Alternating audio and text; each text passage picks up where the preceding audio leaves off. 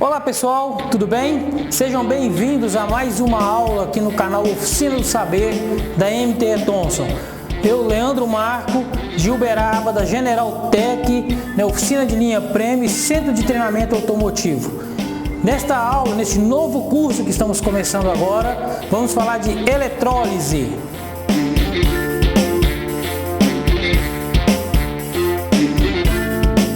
Talvez o nome seja um pouco estranho para você, né? Eletrólise no sistema de arrefecimento. O que é isso? Quando você desmonta um cabeçote, uma válvula termostática e encontra ali uma corrosão no alumínio. Aquilo ali foi um efeito de eletrólise. Então nós vamos explicar, um passo a passo aqui, nós vamos provocar, neste curso uma eletrólise, um processo de eletrólise, para que você possa entender o que acontece no veículo, lógico, com espaço de tempo maior, ok? Então vamos lá. Sistema de arrefecimento, aula 1, definição. O que é eletrólise? Eletrólise em química vem do grego elétron, que é de eletricidade, ok? E lisis, de decomposição. Então é uma reação química que vai provocar uma oxidorredução, ou seja, uma corrosão, para ficar mais fácil assim o entendimento. Corroeu ali o alumínio, o cabeçote, seja válvula termostática ou qualquer outra parte, selo do motor, tá? Isso foi o que? Foi uma reação que está acontecendo no veículo. Essa reação é uma reação química. Ela é provocada, pode ser provocada por energia, porque tanto que vem aqui de eletricidade, do elétron, tá? Que é a eletrólise ígnea, que ela acontece quando não existe água no sistema, e ela vai fazer fundição, tá? Ela vai ter uma ignição, por isso que é eletrólise ígnea. E tem a aquosa, que é a solução iônica. Você já deve ter participado de alguma palestra com o nosso amigo aqui do canal e também há muitos anos aí, MTE Thomson, Rogério Costa. Quando você vai nas palestras do Rogério, ele falava muito no sistema de arrefecimento a questão de preparar a solução para o sistema de arrefecimento em um vasilhame à parte, não dentro do veículo. Tá? Por que isso? Porque ia acontecer um processo de eletrólise. A eletrólise aquosa, solução iônica. Tá? Então esse processo ele traz prejuízo para a manutenção do veículo. E muitas vezes nós ficamos indagando, é o aditivo de marca ruim que eu coloquei? Será que foi a proporção que foi colocada de forma errada? Nós vamos ver isso nesse treinamento. Como que é esse processo? Como que nós preparamos essa solução? Qual é a reação que vai ter no veículo? Como que eu devo proceder? Quais os produtos realmente eu devo colocar, tá, no sistema de arrefecimento? Então vamos lá, água e aditivo. A água, comumente, nós conhecemos aí H2O, tá? Mas aqui eu tenho uma tabela. Você pode observar que ela está dividida por regiões do país. Sudeste, Sul, Nordeste, Sudeste e Sul. E essa tabela, está dentro do site do governo, tá? Tem um site, no final nós vamos falar sobre ele, que é um portal do governo que fala sobre as águas do país, tá ok? Água normal, água que foi extraída lá da natureza, ok? Então, nós temos uma composição. A água não é simplesmente hidrogênio e oxigênio. Ela tem sais minerais, tá certo? Então, nós temos aqui uma lista, não sei se dá para todos verem aqui, mas depois vai ser disponibilizado também um e-book desse material para você ter na sua oficina, para você acompanhar, estudar, certo? Então, tem a composição, várias composições de minerais, sais minerais que vão na água. Tá certo? E esses sais minerais, em reação com o aditivo que nós vamos colocar, ele causa a eletrólise aquosa. Não precisa de energia, tá certo?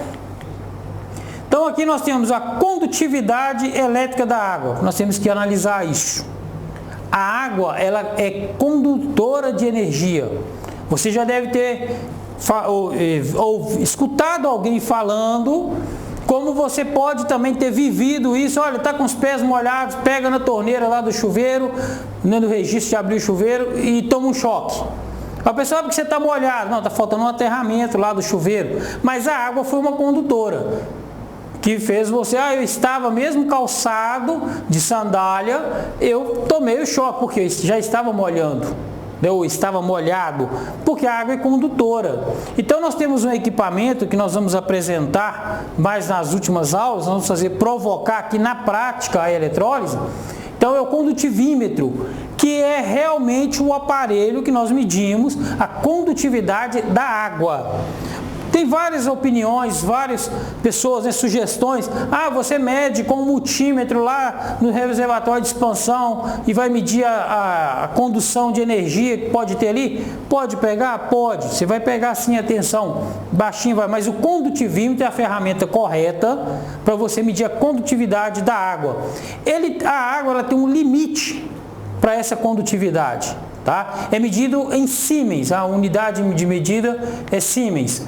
Então, nós temos que ver que a água destilada ou deionizada, né, ela é praticamente 0 Siemens por centímetro quadrado, ou seja, ela é totalmente isolante elétrico. Tá certo? Então ela não conduz. Então aquela água que nós pegamos lá da torneira, vamos colocar água no veículo, para no posto de gasolina, quer que confere água, óleo, aí o cliente deixa abrir o capô, conferir, coloca água, pega a água lá da torneira e coloca. Não pode, porque aquela água ali, a condutividade dela é muito maior. Tá? Não é uma água que foi preparada para aquilo. Então nós vamos mostrar esses detalhes. Então, olha, água destilada, que é uma água purificada, ela vai ter de 1 a 50 microsiemens por centímetro. Água deionizada, de 1 a 0,1 microsiemens. Água desmineralizada, que é o correto para se usar no veículo, 0,1 a 0,055 microsiemens. Essa é a água correta. Ah, mas a diferença parece pouco olhando, né, a unidade de medida, mas há uma diferença e o condutivímetro ele consegue medir isso. E só com ele você vai conseguir. Com o multímetro nós não conseguimos fazer essa identificação, correto? Água, né, água desmineralizada, o resultado que eu encontrei no teste. Fizemos o teste e fomos encontrando. Ela deu 0,05 microsiemens dentro da tabela. Ela está totalmente uma água não condutora, né? Ela está uma água neutra, vamos dizer assim. Então ela é a água perfeita para colocar lá no veículo, tá certo? O cloro, nós temos aí o cloro na água de torneira. Qual o problema do cloro na água de torneira? O cloro ele é corrosivo. Tá? Ele é usado aí para tratar de água de piscina, para fazer limpeza, é antibactericida, para muita coisa. Só não foi feito para fazer parte da solução de arrefecimento do veículo.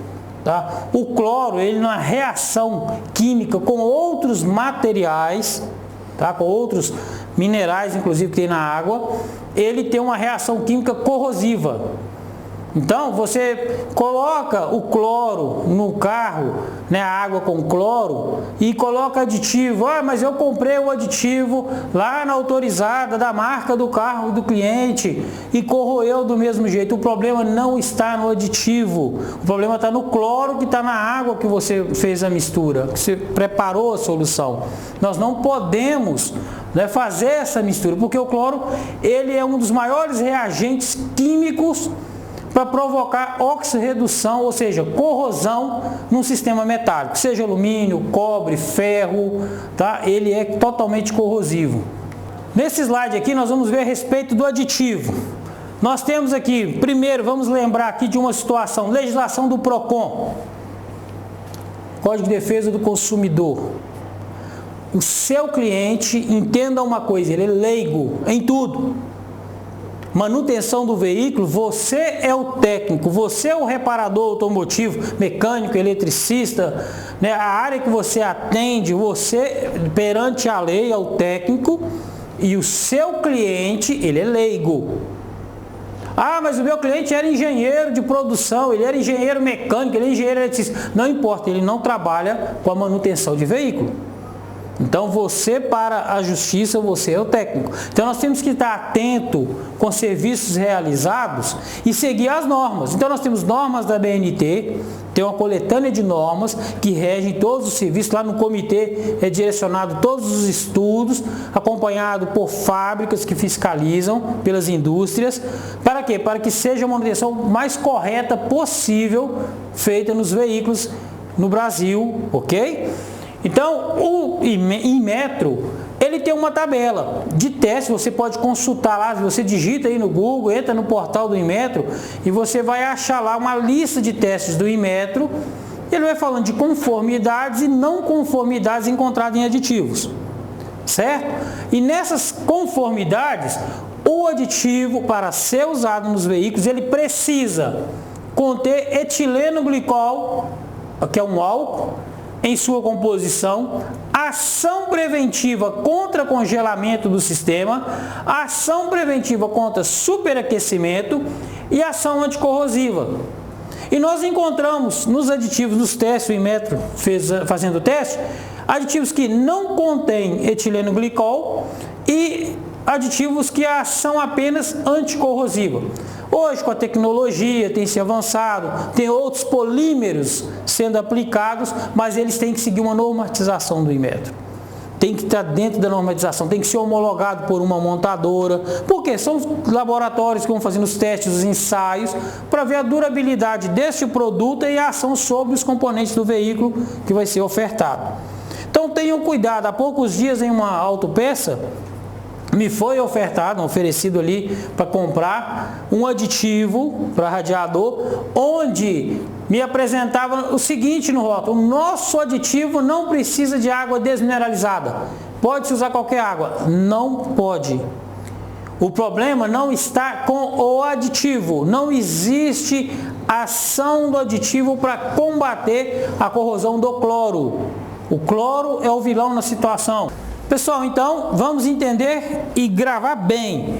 Vou comprar o aditivo, o que eu tenho que olhar? Normas do ABNT e Inmetro, homologação da montadora, para que eu não faça esse serviço errôneo, não venha trazer prejuízo para o meu cliente, nem para o meu negócio, tá ok? E lembrar que PROCON existe, funciona e está correto, não é perseguição. Às vezes você escuta alguém falar, é perseguição. Não, não é perseguição, é porque nós temos que prestar o serviço correto.